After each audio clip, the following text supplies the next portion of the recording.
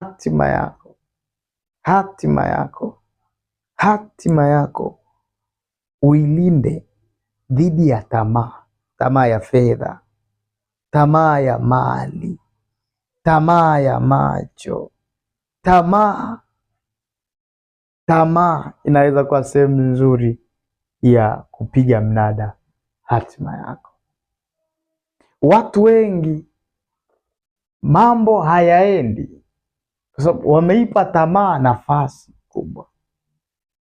Kwa kuipa tamaa nafasi kubwa au dhambi nafasi kubwa katika maisha yako, unaweza kuziacha njia za Mungu kwa 100%. Saa ambayo dhambi itapata uhalali wa kuendesha maisha yako, ndiyo saa ambayo unaweza kuziacha njia za Mungu. Ndiyo saa ambayo unaweza kuziacha njia za Mungu. Nikizungumzia ishu ya dhambi, nikazungumzia ishu ya tamaa, uliza tu kitu ambacho kilienda kuharibu hatima ya Suleiman. Suleiman aliyekuwa na pesa,